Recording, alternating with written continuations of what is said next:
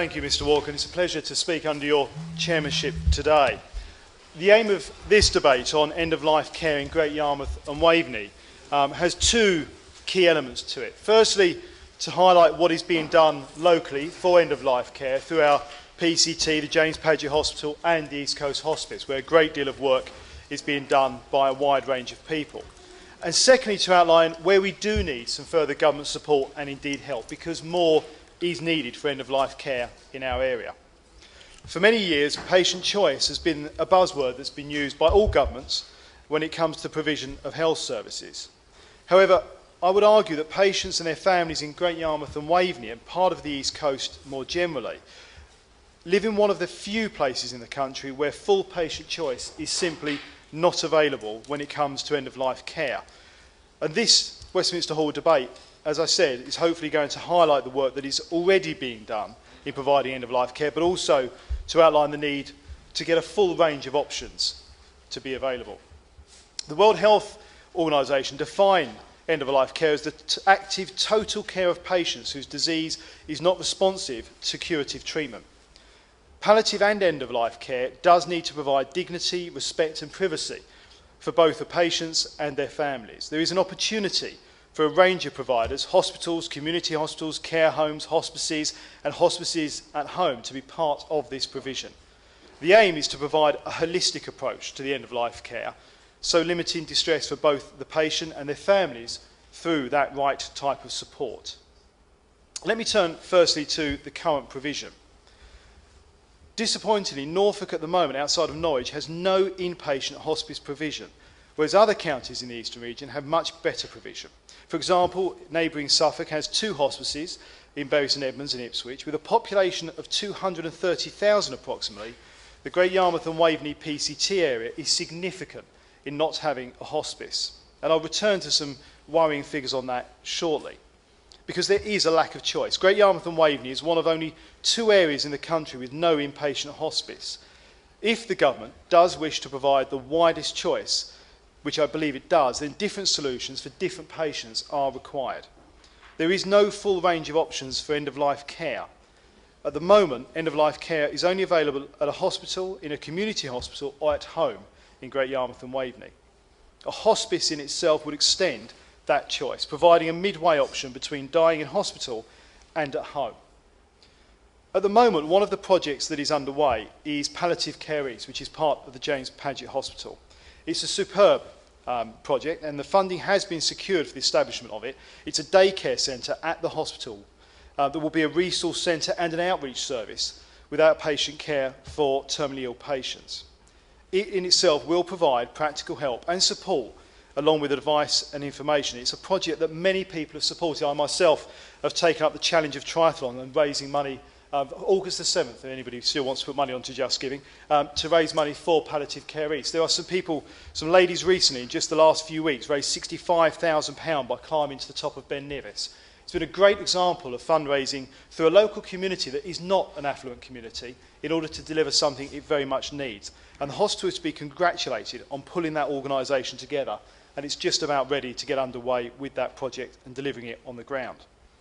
But it is important that we provide additional services, because in that facility there are at the moment no plans for inpatient beds. And this is where another organisation, East Coast Hospice, comes onto the radar. It's a local charity which myself and my colleague, the member for Waveney, have supported all the way through, which wishes to build and operate a 10-bed inpatient hospice alongside a daycare unit to provide a safe haven for patients and their families. They've so far raised enough money to acquire, they're halfway actually to raising the money to acquire the 5-acre site that's been identified in Galston to build a hospice close to the hospital itself through various fundraising activities, which include 4 fundraising shops that they've now opened. And there's an awful lot of work going on there. The charity itself requires several millions of pounds in order for building work to commence on a hospice. One of the issues has been with Palliative Care East and with East Coast Hospice working at the same time to raise funds for 2 much needed facilities. There's been a confusion in the local community over what they are. One of the challenges that faces end-of-life care is how various providers can work together and access funding. It is important that we avoid duplication so that voluntary services can run alongside the NHS provision and for neither to be seen as a threat to the other or duplicating particularly administration costs. And one of the aims of this debate today is to highlight just how different organisations need and can work together to provide real choice in an open, transparent dialogue which is required to achieve that. As I said, there has been some confusion, even amongst people in the public sector and councillors I've met, where we've had to have meetings to bring people together to explain to them the difference between what palliative care East will provide as an outpatient facility and what a hospice provides as a non-hospital based facility for people at their end of life. There has been historically, it seems, an institutional block to the provision of a hospice, particularly with the stance of the hospital. And this is not something of the current administration. This goes back, it appears, to 1982, when there was arguments from the hospital that there was no need for a hospice locally. But that in itself has been and is currently at odds with the strong indication of support from both patients, residents and GPs who have indicated, noted in the Marie Curie Care Delivering Change report, that there is a need for a hospice. The perceived hostility that there is locally and has been towards the establishment of a hospice has directly prevented the project in itself from moving forward at times. And the PCT has not always been able to provide the letters of support that would have been needed and helpful in allowing the hospice to gain access to certain funding. One of the worrying things is that in our area there is £2.62 per head spent on end-of-life care. That's for Great Yarmouth and Waveney.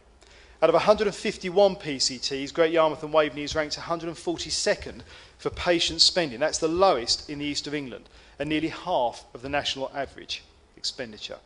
Even now, we're actually somewhat unclear as to what the current spending on end-of-life care is for the PCT, as we have not yet published figures for 2008 or indeed 2010. But research does show that Great Yarmouth and Waveney Primary Care Trust does have the lowest spend per capita, despite having a highest relative need. And with an ageing population, this is something that will continue to put pressure on our local area. Recently, a debate was called by the member for Central Suffolk and North Ipswich, where the Minister said, "We want to ensure that institutions grow and flourish as part of a more personalised approach to end-of-life care." During the debate, 3 principles for hospices were set out. 1, to get the funding right for hospices. 2, that there should be clearer understanding of the role of hospices in end-of-life care and to be recognised in the commissioning process. And thirdly, that end-of-life care is a priority for improvement across the NHS. So one of the questions I would ask the Minister today is, what could the Minister do to help us to persuade PCTs like our own in Great Yarmouth and Waveney to look at hospice provision as a core part of end-of-life care strategy? The principles of the Health and Social Care Reform Bill will allow GPs a central role in commissioning services and providing choice for patients, something I personally very much welcome, as do GPs in our area with their Pathfinder. But at the moment, that choice will not be able to be fully exercised because no real choice exists in our area for end-of-life care. GP commissioning can help the establishment of a hospice in this area because of the broad support of GPs as outlined in the Marie Curie Care Delivering Change report. In the end-of-life care strategy announced last year, the government did announce a £40 million capital scheme for hospices. However, this fund was allocated directly to primary care trusts, with the Department of Health not being prescriptive in how it is spent. Additionally, Help the Hospice also receives funding directly from the government to help support the hospice network. This funding, though, is only available to hospices with established facilities, excluding charities like East Coast Hospice that want to build a hospice. So on this, I have 2 questions for the Minister. I would ask, would the Minister be able to consider opening access to funding on that charitable organisation, so that charitable organisations can access funding where there is a need for hospice provision and where no current provision is available? And secondly, what could the Minister do to allow organisations that want to establish a new hospice to access capital funding from the government, something that is clearly needed in Great Yarmouth and Waveney? The Phase 1 report of the Marie Curie Delivering Change report made various recommendations about hospice provision and indeed inpatient care in the area, something that so far we have failed to address properly. The report highlighted widespread support amongst GP respondents who identified both hospice provision and palliative care services as key themes for healthcare in our area. They were particularly critical of the difficulty in accessing the 12 beds available at Northgate Hospital in Great Yarmouth, which underlines the need for additional inpatient beds, which this hospice could provide.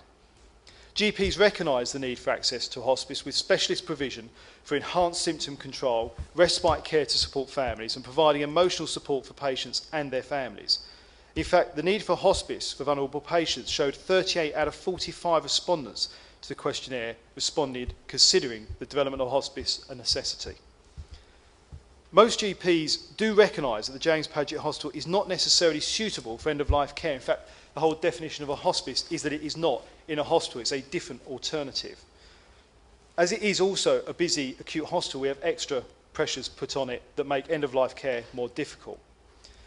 And the community hospital has limited access due to its provisions and shortages of side rooms to allow for privacy and respect. Although the PCT's commitment to new palliative care facilities does exist, it has not yet been able to do anything to address the concerns of the need for a hospice. We now have coming forward the Palliative Care Funding Review, chaired by Tom Hughes-Hallett, the Chief Executive of Marie Curie Cancer Care. And in launching that report, the Secretary of State did say that this will better enable patients to choose how and from whom they receive their end-of-life care, something I fully applaud. And I hope that we'll be able to move forward after this debate to ensure that that ability to have choice does become available to residents of Great Yarmouth and Waveney, as it's not currently there at the moment. What we don't have even is the access to the £40 million of funding for hospices via the local primary care trust that I noted just a few minutes ago, because we do not currently have a hospice. We do, however, have the need to build one. The interim report published by the Review Committee in December 2010 does state we need a reduction of the inequalities in the system, be they geographical or access to services for patients with different diagnoses. They also commented that affluent areas tend to be able to offer a more diverse range of service due to increased charitable funding. Poor areas offer poorer levels of choice, something highlighted in an area with deprivation like Great Yarmouth and indeed Waveney. The interim report does highlight that the majority of patients do have a preferred place of care when they die, and that is at home. The second choice is in a hospice, with nearly 25% preferring this option. Yet at the moment, only 5.2% can achieve this aim. Indeed, most deaths in England occur in NHS hospitals, around 55%. And this is exacerbated, obviously, in areas like Great Yarmouth, where there is not a full range of end-of-care options. What I would ask today is that in Great Yarmouth and Waveney, we can find a way forward for the PCT, the hospital and East Coast Hospice, potentially to work together, but to primarily ask the government to ensure there is fair access to infrastructure funding, capital funding, to allow us to look to develop a hospice in Great Yarmouth. Organisations like East Coast Hospice are working very hard to raise the funds they need to buy the land and run the service, but they do need help with the infrastructure through the capital investment to make the building a potential reality. Thank you. Mr. Alders. Thank you, Mr. Walker. It's a pleasure to speak under your chairmanship. I'm grateful to my friend, the Honourable Member for Great Yarmouth, for securing this debate on a topic which is of such importance to our two constituencies, and indeed the northern part of the constituency of my friend, the Honourable Member for Suffolk Coastal. My honourable friend has set the scene admirably. What I shall do is make a few observations based on my own findings and experiences, both in the past year representing Waveney and over the last 40 years as a resident in the area. Firstly, I'd like to outline 5 distinctive health features which place a burden on the NHS generally and on the end-of-life care more specifically in the area. Firstly, there are pockets of extreme deprivation in Lowestoft and Great Yarmouth which are not immediately apparent to those who only have a passing knowledge of Suffolk and Norfolk. Secondly, a high percentage of the population is elderly. The East Anglian coast has long been a popular retirement area. I do not begrudge people moving into the area. In fact, I welcome them. But the government must recognise that they do place an added financial cost on those providing health services, which must be reflected in the funds made available. Thirdly, there is the added pressure during the summer months of an influx of holidaymakers. I well remember visiting my late father in hospital at the James Paget some 10 years ago, and observing how many of those with him on the ward were not local to the area. My fourth point is that with regard to where people die in the Yarmouth and Waveney area, there is limited hospice provision. In England as a whole, 5.2% of people die in a hospice, whilst in our area, only 0.1% do. In the west of the Waveney constituency, those in the Bungay area are well served by the excellent All Hallows Hospital at Ditchingham, but there is a glaring lack of a similar facility in the great Yarmouth and Lowestoft area. The East Coast Hospice, of which my honourable friend and I are both patrons, as he has said, are determined to redress this balance. But they have a lot of work to do, and it is vital that the government ensure that there is an environment and climate that gives them every assistance and encouragement as they set about this task. Finally, despite the lack of facilities in the area, there is a tremendous community spirit, with many voluntary groups and charities doing all they can to provide services and to raise funds. As well as All Hallows and the East Coast Hospice, there's Waveney Hospice, who are now merging with the East St Elizabeth Hospice, who are doing great work in providing daycare. Palliative Care East have reached their target for providing daycare and support for those using the James Paget Hospital. And East Coast Truckers continue with their sterling efforts to raise funds for the East Anglian Children's Hospice. Mr Walker, I will move on to outline 3 areas of end-of-life care which we must do better. Firstly, as I've already mentioned, there needs to be more hospice care, and my honourable friend has set this out very clearly. Secondly, linked to this, there is an urgent requirement for more respite beds so that carers can get away for a much-needed break. Last Friday, I was with Crossroads Care, who reinforced this point to me. My honourable friend, briefly give way. I'll give way. I congratulate my friend for securing this debate and my honourable friend's contribution.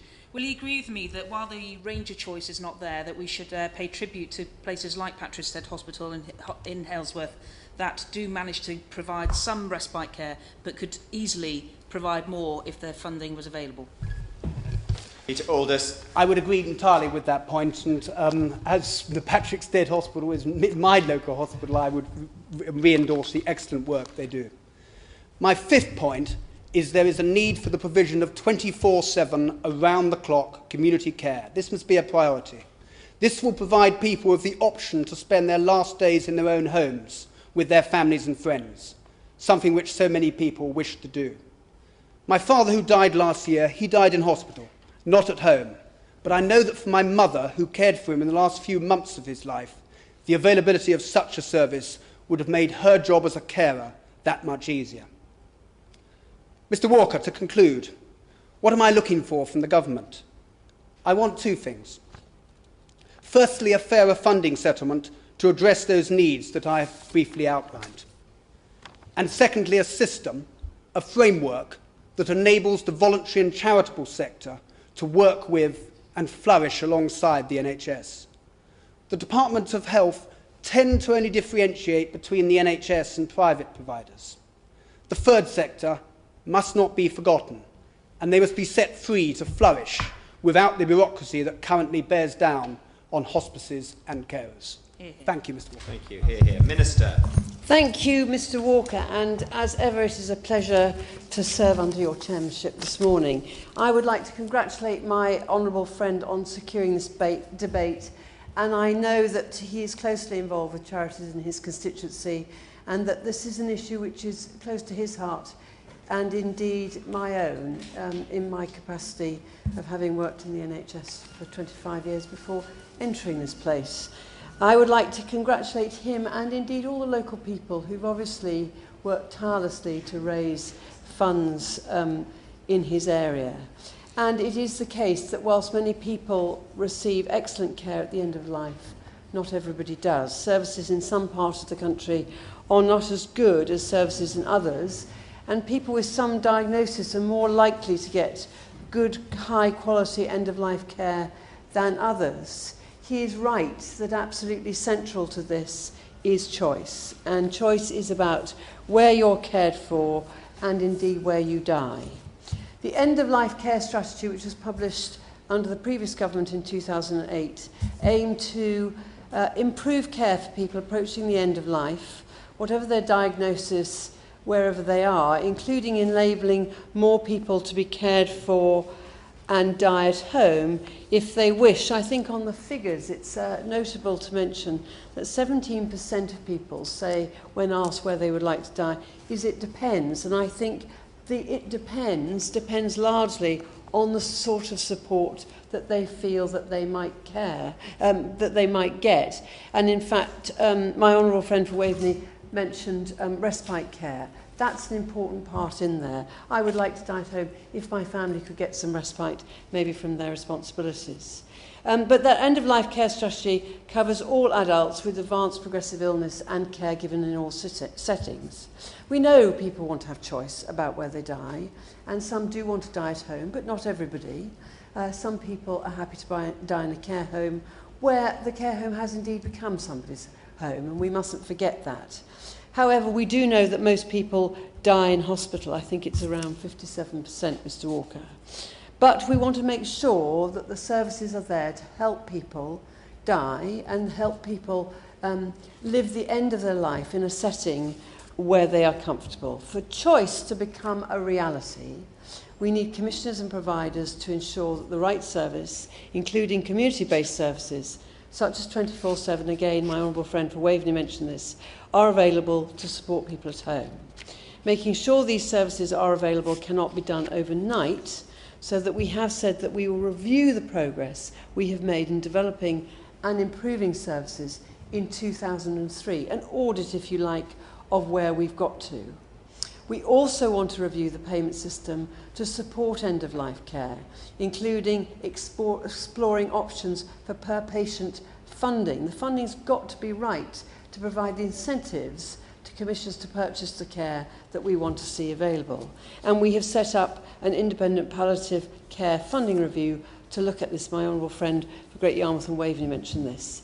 The review covering both adult and children's services has been looking at options to make sure that the funding for palliative care is fair and that it encourages the development of those community-based services.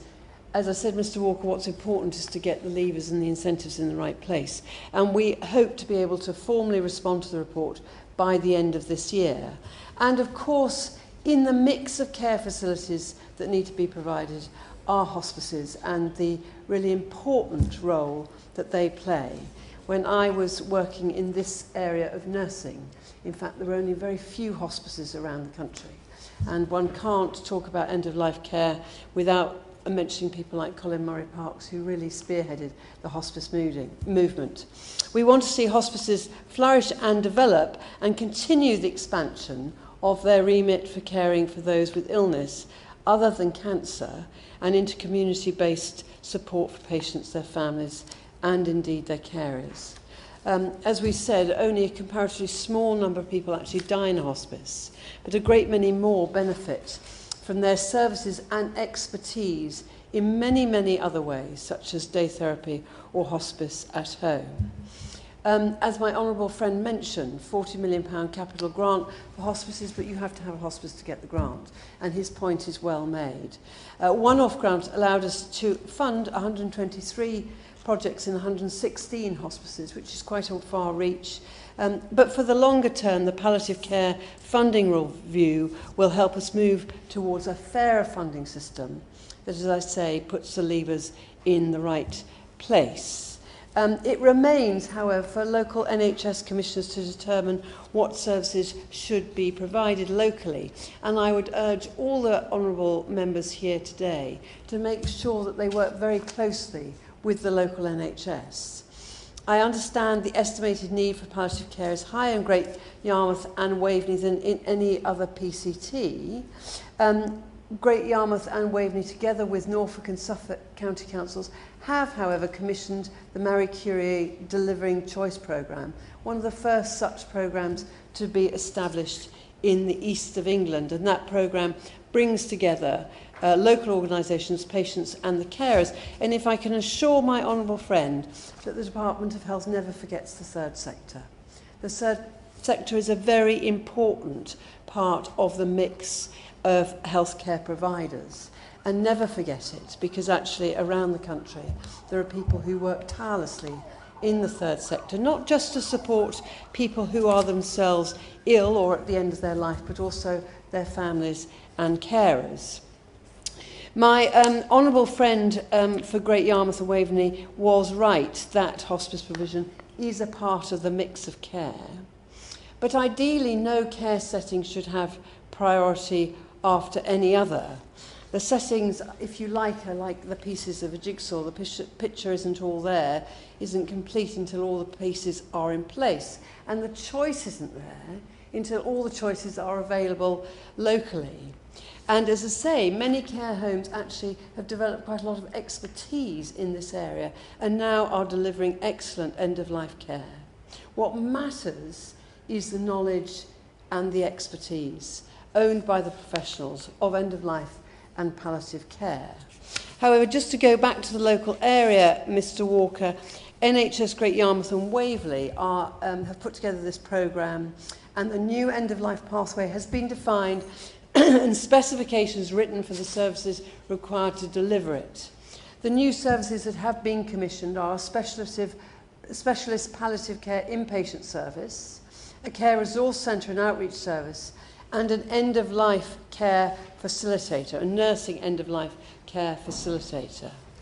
I fully understand the concerns that prompted my honourable friend to secure this debate, and it's wonderful that he has the support from other local members of Parliament. And I'm sure that working together with the local NHS, they will move this programme forward. I applaud his commitment to this campaign for the very best quality end-of-life care for his constituents.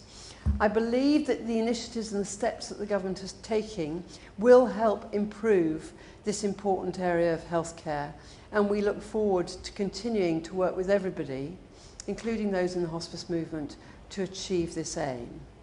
I would like to finish by mentioning the incredible efforts, not just of those in the east of England, but around the country, who are tireless in their efforts to raise money, to support those at the end of their life, and to support the families who are looking after people at the end of their life. Yes, I'm happy to. Briefly. I welcome her warm words for the actions already undertaken by honourable friends. At some point, would she like to come up to our part of the world so that she can meet people who are actively involved in that and hear about some other aspects like the Community Nursing Care Fund, which is also another aspect that we can do, and maybe good role models for elsewhere in the country, as long as she can help us try and get a hospice. I would be absolutely delighted, Mr Walker, to go to the east of England, and she struck a good deal, I thought, actually. I would be delighted. I'm always interested to see what progress has been made, and as my honourable friend rightly says, what's important is when you see areas of good practice, that we're able to spread that best practice, because really, for anybody who is in need of NHS services or care, nothing but the best will do. And we should never lower our standards in trying to achieve that aim. Nothing but the best will do. Nothing but the best will do the day you're born, and nothing but the best will do the day you die. Thank you. Thank you.